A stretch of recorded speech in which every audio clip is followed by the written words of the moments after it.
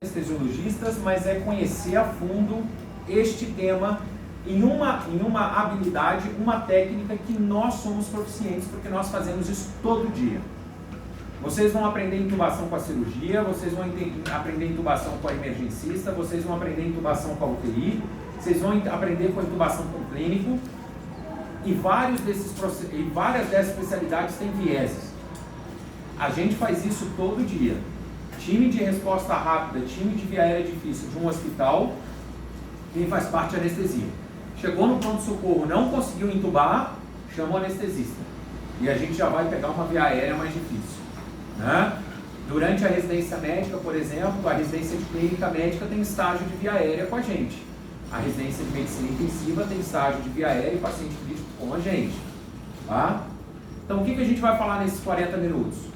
Revisar poucos slides, porque eu imaginei que tivesse aluno do primeiro e segundo ano aqui. Fisiologia e anatomia voltado para a via aérea.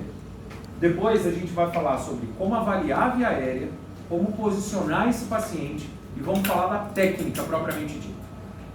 No final, a gente fecha com uma pincelada de ventilação mecânica, porque quando você entuba e passa o tubo no paciente, você não vai ficar lá usando 3 dias, né? Só na epidemia de pólio que foi assim, que não tinha ventilação mecânica para todo mundo, né? E quase que agora no Covid também.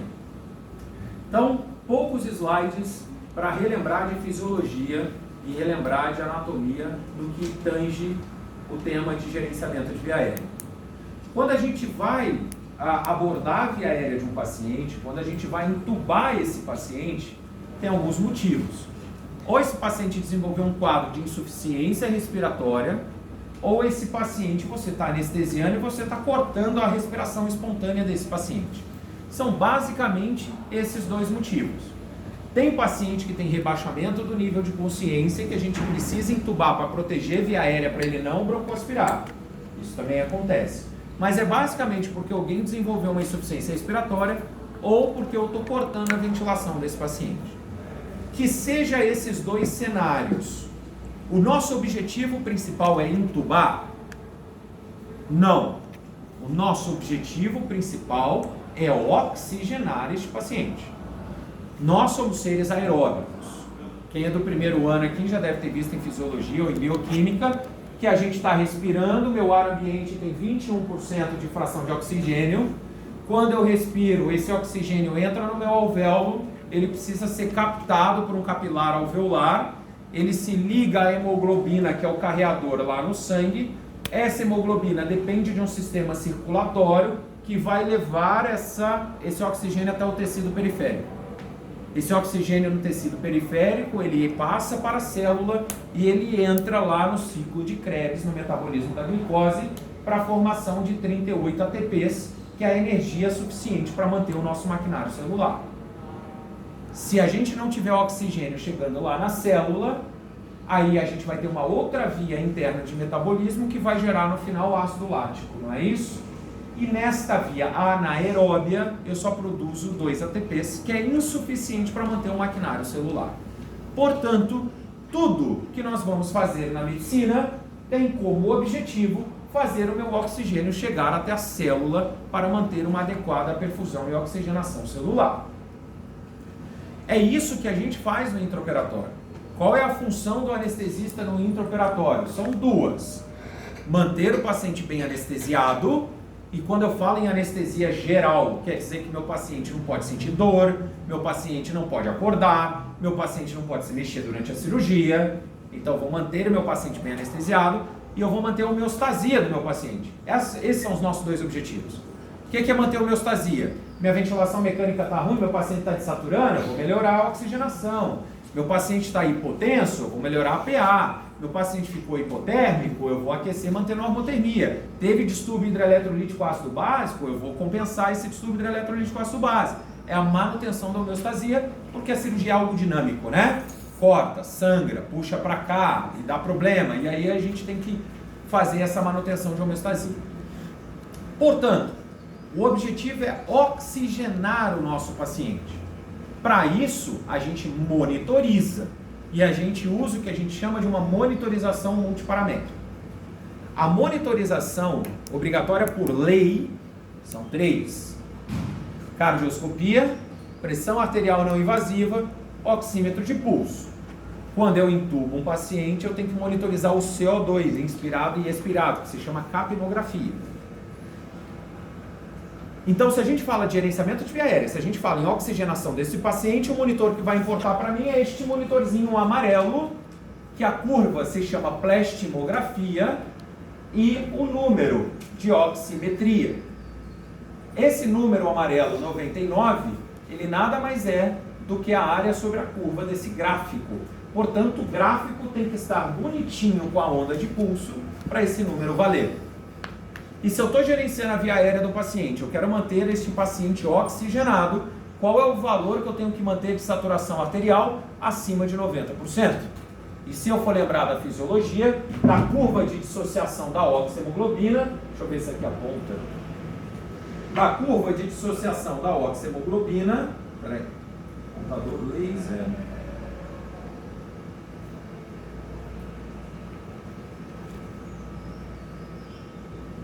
só estou tentando ver para onde vai meu mouse aqui, se ele passa ou se ele não passa, aqui o mouse está perdido. Foi. Aqui. Não vou ter coordenação motora. Da curva da dissociação da oxihemoglobina, se a gente for olhar, 90%, que é o que está aqui em cima, corresponde a uma PaO2, ou seja, uma pressão parcial de oxigênio no sangue de 60 milímetros de mercúrio. Definição de hipoxemia. PaO2 menor do que 60. Por isso que minha saturação tem que ser maior do que 90.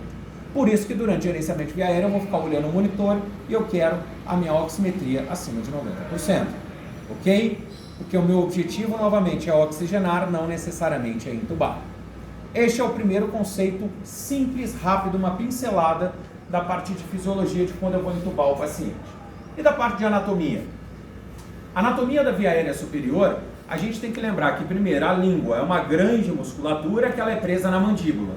Essa grande musculatura que é presa na mandíbula, se eu quiser mobilizar a língua, eu tenho que mobilizar a mandíbula. Isso vai ser importante para quando a gente for falar de abertura de via aérea.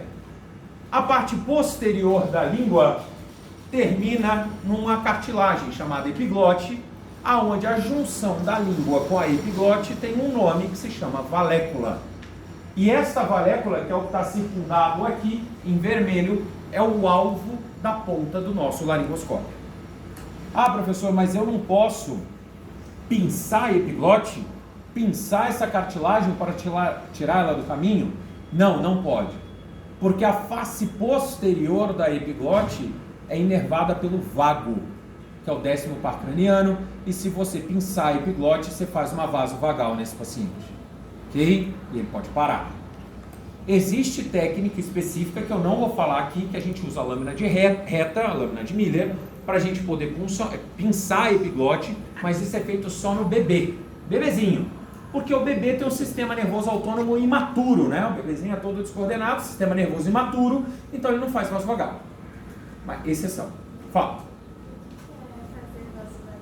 Fazer vasovagal, excelente. Vão me interrompendo e vão me perguntando, tá? Porque às vezes eu posso achar que vocês sabem um conceito e aí vocês perdem. Obrigado.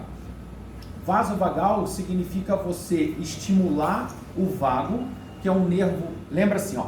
Sistema nervoso central, sistema nervoso periférico. Sistema nervoso periférico, a gente tem sistema nervoso periférico aferente e eferente. O eferente, você vai ter o autonômico, o somático e o entérico. Sistema nervoso periférico, eferente, autonômico. Simpático e parasimpático. Simpático, luta ou fuga, parasimpático, rest and digest, não é isso? E aí eles têm inervações. O vago faz parte do parasimpático. Quando você estimula o parasimpático, qual é a gente tem uma descarga, né, desses estímulos da acetilcolina nos neurotransmissores, e em diversos órgãos a gente tem o efeito do sistema parasimpático, que no coração é o quê? Bradicardia. Então você tem um reflexo que a gente chama vasovagal, tá? Que o paciente vai fazer uma bradicardia intensa, vai fazer 10 de frequência, e ele pode parar. Tudo bem? Então vasovagal é o reflexo que a gente tem quando a gente estimula o nervo vago, que o paciente faz essa apresentação clínica, vamos dizer dessa forma. Beleza?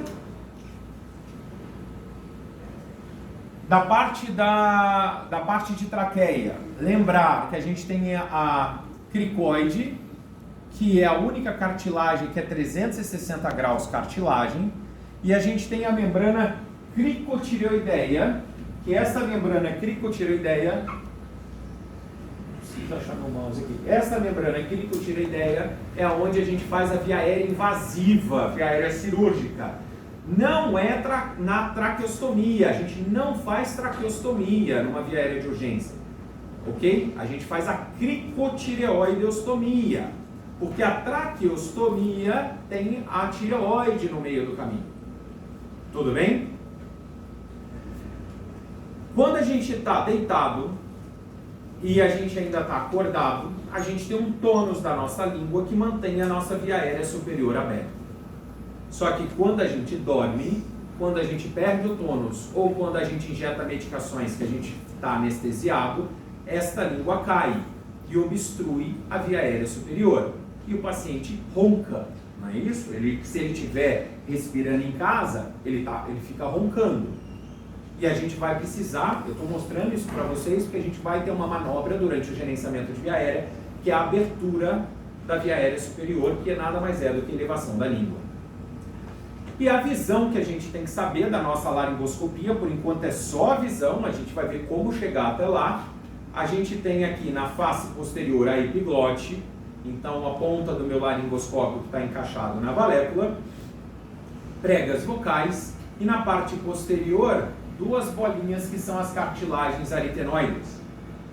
E a gente tem que tomar muito cuidado na intubação desses pacientes, porque se a gente forçar a intubação, esse paciente pode ter uma luxação da cartilagem aritenoide e ficar rouco depois que você estubar. E é a cartilagem aritenoide que é a culpada de muitas vezes fazermos a intubação esofágica, porque regra número 1, intubação, a gente precisa ver o tubo passar. Nada daquele negócio que eu vou colocar um fio guia, que é um molde dentro do tubo, colocar a ponta do tubo para cima e vou na fé, né, achando que o tubo vai para a traqueia. Não existe isso. Tá? E vocês vão ver que muitas vezes tem esse viés na cirurgia, principalmente quando na sala cirúrgica do trauma, o paciente tem colar cervical, mas a gente precisa ver o tubo passar. E às vezes você está com uma língua grande, um laringoscópio com um pedaço de ferro, você está com uma visão pequena da glote, quando você coloca o tubo você não enxerga mais nada, aí você fala, mas eu estava vendo, eu só vou progredir. Sabe o que acontece? A ponta do tubo bate na aritenoide e vai para o esôfago. Aí você fala, nossa, mas eu juro que eu estava vendo. Você estava vendo, você não viu o tubo passar. E aí bate na aritenoide e vai para o esôfago. Dúvidas dessa parte muito rápida e muito simples de fisio e anatomia para via aérea? Não? Bom, então a gente tem um paciente que pode estar no pronto-socorro com uma insuficiência respiratória. Ou a gente tem um paciente vítima de politrauma que está com Glasgow menor do que 8. Glasgow é um score para avaliar o nível neurológico de um paciente. Então, Glasgow menor do que 8 significa um paciente desacordado e sem proteção da via aérea. Ou seja, se ele regurgitar, ele broncoaspira. Tem indicação de intubar para evitar a broncoaspiração. Ou é um paciente que ele vai ser submetido a uma anestesia geral. E a anestesia geral, ele vai parar de respirar, eu vou precisar intubar. Visto ter indicação, eu vou começar pela avaliação da via aérea. First thing first, primeiro, anamnese. Ou seja, tirar a história. Ah, mas meu paciente chegou no PS desacordado. Tira a história com quem resgatou, com o familiar, a melhor forma possível. E basicamente, a avaliação, a história da via aérea, eu quero saber se esse cara, por exemplo, ronca. Eu quero saber se ele tem apneia do sono, que é uma doença obstrutiva da via aérea. Eu quero saber se ele já fez algum procedimento de cabeça e pescoço que pode alterar a anatomia. Então eu vou tirar uma história, porque se ele fala que ele ronca, eu já sei que quando ele fica desacordado, a língua obstrui, vai me dar dificuldade. Quem não ronca, beleza, quando dorme a língua já não obstrui, eu já vou ter menos dificuldade. Feito essa anamnese direcionada, eu vou para o exame físico. Pessoal, se eu vou intubar o paciente, se eu vou gerenciar a via aérea, ele precisa no mínimo abrir a boca. e ele tem que abrir a boca pelo menos 3 centímetros de distância interincisivos. Esse paciente precisa ter uma distância cartilagem tireoide, aumento de distância tíreo-mentoriana de pelo menos 5 centímetros. Se essa distância for pequena, a minha glote, a minha laringe é muito anteriorizada. Paciente com micrognatia, paciente com retrognatia, que tem essa distância pequena, é aquele paciente que quando eu vou laringoscopar para intubar, eu não consigo ver a glote, porque ela é muito anteriorizada, porque essa distância é pequena. Eu preciso ter protrusão voluntária da mandíbula, porque quando a gente coloca o laringoscópio, eu faço uma subluxação da ATM, da articulação temporomandibular. Então eu preciso ter mobilidade. Além disso, ele precisa fletir e estender o pescoço. Vocês vão entender por que em breve, que é um dos movimentos mais importantes a serem feitos, por isso que intubar o paciente com colar cervical é tão difícil. Ele precisa ter complacência do espaço submandibular, porque quando eu coloco o laringoscópio, a língua se desloca para essa região. Então, se eu tenho isso aqui duro, sabe aqueles pacientes obesos que tem isso aqui duro? Você não consegue tirar a língua do lugar e ela te atrapalha. Deformidade anatômica é uma questão óbvia.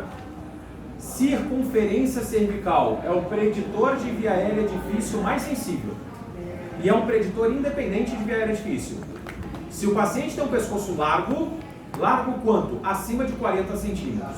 Eu tenho 40 centímetros de pescoço. Você com certeza tem mais. Então a gente é magro, retilíneo, fala, pô, é fácil entubar, eu sou magro. Mas se tem um pescoço largo, vai ser difícil. Tudo bem? E tamanho dos dentes, né? E tamanho dos incisivos. Quanto maior o dente, mais difícil entubar. Feito essa avaliação, a gente finaliza a avaliação através de uma classificação, chamada classificação de Mallampati. A classificação de Mallampati, ela é uma classificação não é uma classificação de via aérea difícil. A classificação de Mallampati, ela é uma classificação que avalia a proporção da língua em relação à cavidade oral. A classificação de Mallampati, ela está associada com via aérea difícil, mas não necessariamente ela corresponde ao paciente que tem a via aérea difícil. A classificação de Mallampati vai de 1 a 4. Classificação de Mallampati 1 significa que eu vejo todas as estruturas da boca. Grava pela úvula. Mallampati 1 eu vejo toda a úvula. Mallampati 2 eu perco a pontinha da úvula. Mallampati 3 eu perco toda a úvula, eu só vejo o palato mole. Mallampati 4, nem o palato mole eu consigo ver. Tinha uns palhaços aqui, né? Que tá todo mundo olhando lá para fora. Estão aí ainda? Eu não convidei para entrar, senão acabava com a aula, né? Mas é que vocês continuam olhando, eu fiquei curioso. Mallampati 4, você perde até o palato mole. Tudo bem? Mallampati 1 está associado à via aérea fácil. Mallampati 4 está associado à via aérea difícil. 2 e 3 borderline. Então a gente tem que pedir como que é feito esse teste. Eu tenho que estar na mesma altura do olho do paciente, pedir para abrir a boca, protruir a língua. E aí a gente faz a classificação. Que está associado, como eu falei, com essa classificação aqui de baixo. Essa classificação é da laringoscopia. Tem um outro nome, classificação de Cormack-Lehane. Cormack-Lehane significa, se eu vejo toda a glote, cartilagens aritenoides, epiglotes, Cormack 1. Se eu vejo só a parte posterior das aritenoides, Cormack 2. Se eu só vejo a epiglote, Cormack 3. Se eu perco tudo, nem a epiglote eu consigo ver, só vejo a base da língua, Cormack 4. 1 e 2 é fácil entubar. 3 e 4 é difícil entubar. Tudo bem? Existe o que a gente chama de Mallampati 0. Abre a boca, língua para fora, você vê até a epiglote. Extremamente fácil entubar. Tá? Então a gente faz a anamnese, faz o exame físico, faz a classificação de Mallampati. Isso é preditor de intubação difícil. Mas antes de intubar, eu vou ventilar esse cara com máscara. E existem preditores de ventilação com máscara difícil. Paciente obeso, paciente com língua muito grande, paciente que não tem dente na boca, porque a boca desaba, você perde a estrutura na hora de ventilar com a máscara. Paciente com barba muito grande ou muito volumosa, Porque você vai acoplar a máscara no rosto e vaza. Você não consegue fazer o selo para poder ventilar. Então a gente também tem que fazer a avaliação desses preditores. Ok? Dúvidas? Anamnese, exame físico extremamente simples, direcionado. E a partir daí agora vem a parte mais importante dessa aula de gerenciamento de via aérea, que é posicionamento. Então eu cheguei no meu paciente, fiz a avaliação do meu paciente, vou intubar esse paciente, ele ainda está acordado, eu vou posicioná-lo para fazer a intubação. 90% dos erros, 90% das dificuldades de intubação vem por causa do posicionamento. Às vezes a gente é chamado, via aérea é difícil, aqui no pronto-socorro, vamos lá intubar. O posicionamento é errado. 90% das vezes. A gente posiciona e não era uma via aérea difícil. Para vocês não gravarem sobre o posicionamento, vamos entender o posicionamento. A via aérea ela é composta por 3 eixos. Um eixo oral, que é um eixo vertical. Será que eu faço chegar? Um eixo oral, que é um eixo vertical, um eixo faríngeo e um eixo laríngeo. Se nós formos somar esses 3 eixos, veja que eles são totalmente não congruentes. E eu preciso ter uma visão linha reta, né, para poder intubar. Eu preciso olhar a glote, a luz não faz curva, né? Então eu preciso ter uma visão reta. Então qual é o nosso objetivo com o posicionamento? Fazer o alinhamento desses eixos. O erro é que as pessoas querem fazer o alinhamento desses eixos só com laringoscópio. E aí você pega o laringoscópio, começa a fazer força, fratura o dente, fratura ióide, lesa, não consegue ver, porque o paciente está deitado com os eixos não posicionados. A primeira coisa que a gente faz é colocar um coxim suboccipital. O coxim suboccipital vai aproximar o eixo faríngeo do eixo laríngeo. Vejam aqui. Aproxima o eixo faríngeo do eixo laríngeo. O coxim não é debaixo do pescoço. O coxim não é na escápula. Não é para puxar o paciente da cama e a cabeça cair, achando que está alinhando. Não é. É coxim suboccipital. Única exceção, bebezinho novamente. Bebezinho é uma aula à parte, tá? De via aérea. O bebezinho ele já tem um cabeção naturalmente, né? Então ele já tem um coxim natural. O bebê a gente coloca na escápula. Coxim, tá? Mas de criança, 1 ano de idade, 2 anos de idade em diante, coxim suboccipital. Professor, mas qual é o tamanho desse coxim? É um travesseiro? É um litro de soro? É um lençol dobrado? É um cobertor dobrado? Tem um tamanho específico. Veja que a gente, quando fica em decúbito dorsal horizontal, o nosso pavilhão auricular externo está na linha do ombro. O objetivo de alinhamento é colocar o pavilhão auricular externo na linha do externo. Portanto, o tamanho desse coxim é para alinhar a orelha com o externo. Esse é o tamanho do coxim. Quem que está agora não congruente aqui ainda? O eixo oral, né? Como que eu alinho o eixo oral? Fazendo a hiperextensão do pescoço. Jogando a boca para trás. Esticando o pescoço do paciente. Por isso que intubar com colar cervical é difícil, porque a gente não pode fazer esse movimento pelo risco de trauma cervical. Tá? Aí a gente tem que usar técnicas outras para fazer a intubação, que eu não vou entrar em detalhe aqui. Agora sim, vejam que a somatória desses 3 eixos aqui estão quase alinhados, né? Quase. É aqui que entra o laringoscópio. O laringoscópio é só para tirar a língua e a epiglote do lugar. Só isso. E aí eu tenho a minha visão reta para intubar. Não é para eu pegar o paciente naquele primeiro cenário lá, fazer força para poder alinhar os eixos, que eu não vou conseguir visualizar e eu ainda vou lesar esse paciente. Essa foto era da época que eu estava sentado aí na cadeira de vocês. Eu era da Liga, 2004, aqui da escola. Tinha coxim.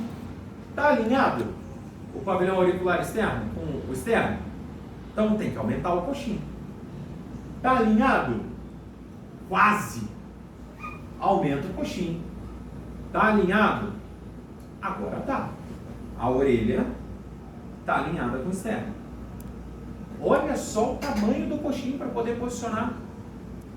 E a gente tem que fazer esse posicionamento para intubar. E cada paciente, claro, vai ser um tamanho diferente. Tem pacientes que às vezes eu preciso ter um coxim tão alto que eu tenho que começar pelo dorso, pelas costas. Olha esse paciente, um obeso. Como é que você vai fazer essa orelha chegar lá em cima? Pessoal, se vocês forem entubar um paciente, na vida de vocês, PS, seja onde for, e o paciente estiver nessa posição, vocês vão matar o paciente. Vocês não vão conseguir entubar, vocês não vão conseguir nem ventilar. Lembra que obesidade é um preditor para ventilação difícil? Vocês não vão conseguir entubar e nem ventilar, esse paciente vai morrer na mão de vocês. Vai morrer na mão de vocês. Olha o posicionamento, começo lá pelas costas, ó. É um trapézio para intubação. Tudo bem? Em 2007, quando eu era residente aqui da escola, esse paciente autorizou o uso da imagem dele, a gente até publicou. Em 2007, esse paciente foi operar aqui na escola, e nisso que ele foi operar, ele tinha feito uma exenteração de órbita por tumor, né? Dá pra ver, e ele ia operar com a plástica e cabeça e pescoço para colocar pinos de titânio aqui no osso frontal para uma prótese ocular fixa, porque ele usava aquele tampão de pirata. Só que ele fez 32 sessões de radioterapia na face por causa do tumor e ele teve uma anquilose de ATM. Anquilose é uma rigidez, não mexia, não abria a boca. Aí ia fazer uma lampate, abre a boca e bota a língua para fora. Não abria, só colocava a língua para fora, mas não abria a boca. Ele teve a cirurgia dele cancelada aqui na escola umas 3 ou 4 vezes, porque ele passava na avaliação, falava intubação com broncofibroscópio, que eu não vou explicar aqui para vocês, mas é uma intubação com paciente acordado, com broncofibroscópio, com câmera, né? E o broncofibroscópio da escola vivia quebrado, de 2007 até hoje. Então, assim, ele tinha as cirurgias canceladas. Quando eu estava rodando no estágio de cabeça e pescoço, eu fui fazer a avaliação dele, eu falei, tira esse tampão aí para eu dar uma olhada. Aí no que ele tirou o tampão, eu vi aqui, ó, tá claro, a sala, vocês não vão conseguir ver direito, provavelmente, mas parece que tinha um negócio de silicone aqui, né? Aí eu falei assim, essa plug de silicone sai? Ele falou, sai. Quando ele tirou, aí tinha um buraco no palato dele. Um buracão, assim, enorme, no palato. Eu falei, pô, eu acho que dá para entubar pela órbita passando pelo palato. E olha que a gente publicou no Anesthesiology o caso dele. Olha aqui, ó, o olho esquerdo, a órbita que ele tinha, olha o tamanho do rombo que ele tinha no palato. Então, a gente achava que a intubação ia ser super difícil e foi super simples. Olha essa visão. Foi o terceiro caso descrito na literatura mundial de intubação transorbital, que se fala, eu nem sabia que existia essa técnica, eu achando que a gente tinha inventado, 2 já tinham feito. Mas o que a gente discutiu? O fato da gente ter tirado o eixo oral da intubação, só ficou o eixo faringe e laringe, ficou simples intubar. Correto? Simples. Né? Portanto, o conhecimento do posicionamento do paciente é essencial para que a gente possa conduzir e gerenciar a via aérea. E olha que eu não falei de nada ainda, de técnica de intubação, da laringoscopia, eu só falei do posicionamento. Essa é a parte mais importante. Beleza? Muito bom. Então, o nosso paciente, a gente fez a anamnese, fez o exame físico, posicionou ele para intubar e agora eu vou começar o processo de intubação. Não coloquei nenhum slide aqui sobre drogas que a gente injeta, não faz sentido nessa fase de vocês. Mas eu vou falar apenas da técnica. Tá? A primeira coisa que a gente faz é o que a gente chama de pré-oxigenação ou desnitrogenização. O que significa isso? O ar ambiente não tem 21% de oxigênio? Fração inspirada de oxigênio. Qual é a fração expirada? Inspirada é 21. E a expirada? 14. Oi? 16, 17. 16, 17. Tá? A gente consome ao redor de 4%. Por isso que a respiração boca a boca ainda dá certo. Tá? No nosso alvéolo tem alguma coisa entre 17 e 21. É uma mistura. Se eu faço uma apneia agora, eu só tenho essa quantidade de oxigênio no meu alvéolo para eu começar a desaturar. Se eu vou fazer uma apneia no paciente artificial para poder entubar ele, vocês concordam comigo que eu quero o maior tempo possível sem ele desaturar? Eu não quero ter que entubar em 30 segundos, eu quero ter 2, 3, 5 minutos para poder entubar. Portanto, antes de começar o processo de intubação, a gente vai pegar a nossa máscara, aqui eu coloquei o ambu, que é o que vocês têm no pronto-socorro. Vocês vão pegar a máscara com o ambu, tem que ter um reservatório de oxigênio no seu ambu. E este ambu precisa estar ligado, tá vendo esse fiozinho aqui? Na rede de oxigênio, na parede. E a gente vai colocar oxigênio 100% de oxigênio durante 5 minutos, com fluxo de 10 litros por minuto, e vai deixar o paciente respirando isso. Isso chama pré-oxigenação, porque agora eu quero o pulmão com 100% de oxigênio. Ou por que a gente também chama de desnitrogenização? Porque a diferença desse 21% é nitrogênio, né? Então eu quero tirar todo o nitrogênio alveolar. Agora sim, se eu tenho 100% de oxigênio no meu pulmão e esse paciente fizer apneia, segundo um estudo de 1999 de um autor chamado Beno Moff, um paciente rígido, a gente tem até 8 minutos para desaturar. 8 minutos, é bastante tempo para intubar. Numa pessoa rígida, tá? Em quem tiver doença pulmonar, quem for obeso ou criança, esse tempo é bem menor. Mas numa pessoa rígida, até 8 minutos. Isso se chama tempo de apneia segura. Portanto, a gente vai fazer a pré-oxigenação durante 5 minutos. Vou injetar as drogas, que eu não vou falar aqui, para o paciente dormir. E aí eu vou começar o meu processo de intubação. Injetei as drogas. Meu paciente dormiu. Tá? Eu preciso esperar o efeito das minhas drogas para poder intubar. Até eu esperar o efeito das drogas para o meu paciente intubar, eu não preciso manter esse paciente oxigenado, ele vai estar em apneia. Então eu vou fazer a ventilação com máscara facial. A ventilação com meu ambu, com máscara facial, ela só é feita no paciente que não tem estômago cheio, não tem conteúdo gástrico. Se vocês estiverem no pronto-socorro, se vocês forem intubar um paciente na urgência, um paciente que tomou café da manhã e bateu de carro, que ele tem conteúdo gástrico, a gente não faz ventilação manual. A gente faz uma outra técnica que chama técnica em sequência rápida. Técnica em sequência rápida, a gente usa outras drogas porque eu não vou ventilar com a mão, porque eu já vou entubar direto. Por quê? Se eu ventilar com a mão, o ar vai para o pulmão, mas também vai para o estômago. Distende o estômago. Se eu distendo o estômago, ele regurgita. E agora ele está induzido. É igual aquele Glasgow 8 lá que eu falei. Se ele regurgita, ele broncoaspira. Tudo bem? E vai fazer uma pneumonite química chamada pneumonite de Mendelssohn. Então, aqui eu estou falando numa situação eletiva. Agora a gente está num paciente eletivo, em jejum, bonitinho. Ventilação manual. Primeira coisa que eu preciso fazer, abrir a via aérea. Esse paciente, ele vai ter queda da língua. Vai obstruir, eu não vou conseguir ventilar. Como que eu abro a via aérea? Eu não falei que a língua é presa na mandíbula? Então são 2 movimentos. Primeiro eu tenho que puxar a mandíbula para frente e eu preciso puxar a mandíbula para cima. Quando eu faço esses 2 movimentos, eu desobstruo a via aérea superior. E quem falou isso não fui eu. Quem falou isso foi esse cara chamado Peter Safar na década de 50, aonde o Peter Safar, ele pegou alunos de medicina, e esses alunos de medicina, vou tirar o ponto, e esses alunos de medicina, aí, ele fez bloqueador neuromuscular, deixou os pacientes, os alunos paralisados, sem conseguir respirar, e aí ele fez respiração boca a boca. Que ele estava puxando a mandíbula para cima e hiperestendendo o pescoço. Cada ventilação que ele fazia, o tórax subia.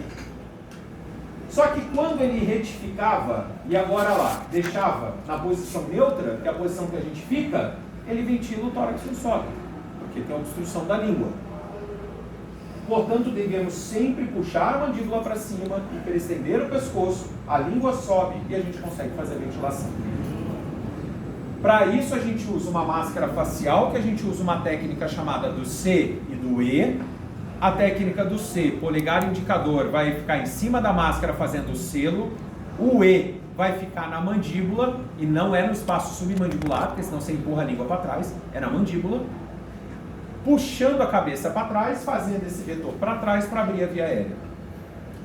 Mulheres que têm mão pequenininha, homem que tem muita barba e vaza, a gente pode usar a técnica de garra com 2 mãos, a manobra do C e do E com as 2 mãos, e alguém do lado te ajuda. Paciente tem colar cervical, não posso hiperestender, tira o colar cervical, um resgatista estabiliza o pescoço e anterioriza a mandíbula, enquanto o outro vai e ventila. Tudo bem? Então a gente vai fazer a ventilação manual. Professor, peguei aqui o ambu, estou abrindo a via aérea, estou tentando ventilar, mas é um paciente obeso, a língua não desobstrui. Não consigo ventilar esse paciente. A gente lança a mão de uma cânula chamada cânula orofaríngea ou cânula de Guedel. A cânula orofaríngea ou cânula de Guedel ela tem por objetivo pescar a língua. Então a gente passa ela no paciente que está com a via aérea superior obstruída e a língua sobe. Ela tem um tamanho exato a ser utilizado, que é da rima bucal ao ângulo da mandíbula. Não é para pegar qualquer cânula orofaríngea, porque se você usar uma cânula muito grande, você pode empurrar a epiglote para trás e obstruir a via aérea. Se você usar uma cânula muito pequena, cai no meio da língua, empurra a língua para trás e obstrui a via aérea. É exceção, não é para utilizar de rotina. Vocês vão ver que muita gente quer passar Guedel de rotina. Não é, é exceção. Se a minha técnica não deu certo, eu resgato com a cânula de Guedel. Tudo bem? Lembramos rapidinho de fisioanatomia para via aérea. A gente fez a anamnese desse paciente, fez o exame físico desse paciente. Posicionamos esse paciente de maneira adequada, injetamos as drogas, ele dormiu. É um paciente que está em jejum, então a gente foi lá, ventilou com máscara facial até a hora de eu entubar, porque minhas drogas vão fazer o efeito, até a hora de eu entubar eu estou oxigenando ele. Lembra que o objetivo é oxigenar. Agora está na hora de eu entubar. A hora de eu entubar, eu vou usar o laringoscópio e eu vou ter o meu tubo. Eu ia trazer o meu laringo aqui para vocês verem, esqueci. Vocês vão ter oportunidade. Laringoscópio é sempre com a mão esquerda. Sempre com a mão esquerda. Ah, mas eu sou destro. Mão esquerda, porque o afastador de língua está à esquerda. Vocês vão estar posicionados atrás do paciente. Então tá aqui, ó, estou atrás do paciente, mão direita abrindo a boca, tem a pontinha do laringo, mão esquerda, vou segurar o laringo. Eu vou entrar com esse laringo pela comissura labial direita. Entrei pela comissura labial direita, vou empurrar a minha língua, o afastador de língua. Vou empurrar a minha língua para a esquerda. E eu sei que a ponta do meu laringo tem que ir na valécula. Não é para vocês encaçaparem e fazer isso de primeira. É para você, é um ferro numa mucosa, machuca. Então vocês vão entrar com a ponta do laringo dentro da boca e vocês ainda não vão ver nada. Só entrei com o laringo na boca. E aí a gente vai afastando essa língua aos pouquinhos. A gente vai estudando a via aérea do paciente. Então veja, coloquei o laringo na boca, não estou vendo nada, continuo progredindo, agora a minha luz, olha que maravilha, começou a iluminar quem? Epiglote. E aqui é o segundo motivo de erro. O primeiro foi posicionamento que eu falei, né? Aqui é o segundo motivo de erro. Vocês veem a epiglote, quando vocês estão na fase da curva de aprendizado, vocês se emocionam. Mas vai epiglote. A única coisa que vocês gravam numa aula de intubação, eu não sei porquê, é que você não pode bascular, né? Se fizer isso, quebra o dente. Não é isso? Tem que anteriorizar. É a única coisa que o pessoal grava, porque você não pode fazer esse movimento. Se fizer esse movimento, vai quebrar o dente. Você tem que sempre anteriorizar. Aí você viu a epiglote, você fala, agora anteriorizar. Se você anterioriza, a ponta do seu laringo está na valécula. Sabe o que vai acontecer quando você fizer esse movimento? Essa face posterior da epiglote que já está aqui, vai fazer assim, ó, pá, cair na tua frente. Aí você fala, ai meu Deus, uma via aérea difícil, eu não vou conseguir intubar. Aí desespera. E o processo de intubação, você está com aquele oxímetro dando bip e começa a ficar grave, porque começa a cair a oxigenação e você fala, eu preciso ventilar, eu preciso oxigenar esse cara e você não consegue, e o paciente vai morrer em 3 minutos, e aí desespera. Tá? Tenham calma. Viram a epiglote, não quer dizer que a ponta do laringo está na valécula. Continua progredindo o laringoscópio, deslizando pela língua.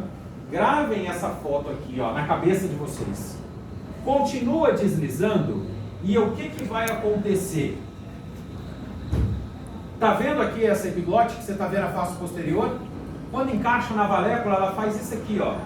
Fica num formato de ômega, você não vê mais a face posterior. E se você quiser continuar progredindo o seu laringo, a epiglote vai mexer junto, não vai mais. Agora está na valécula.